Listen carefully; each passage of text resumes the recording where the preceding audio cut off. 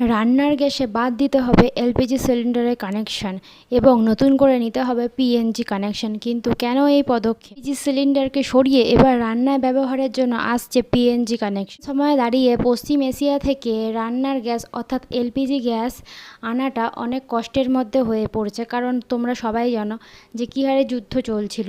তো যুদ্ধের মধ্যে অনেকেই গ্যাস নিয়ে ভুগেছে, অনেকেই গ্যাস পায়নি, বিভিন্ন ধরনের যে সমস্যায় পড়ছে। কিন্তু এই পিএনজি কানেকশন যদি হয়ে যায় তাহলে এই কানেকশনটা আসলে কি? পিএনজি কানেকশনটা হচ্ছে পাইপড ন্যাচারাল, যাতে গ্যাস নিয়ে কোনো রকম কোনো সমস্যার সম্মুখীন যাতে সাধারণ মানুষকে না পড়তে হয়, সেই জন্যই কেন্দ্রীয় সরকারের এই নতুন পদক্ষেপ তারা নিয়েছেন যে এলপিজি সিলিন্ডারের বদলে প্রত্যেক বাড়িতেই পিএনজি গ্যাস সরবরাহ করা হবে। এতে প্রত্যেকেরই গ্যাসের যে সমস্যাটা হচ্ছে সেই সমস্যাটা মিটে। আমরা কেউ ভেবো না যে পিএনজি কানেকশান একবার চালু হয়ে গেলে এলপিজি কানেকশান বন্ধ হয়ে যাবে।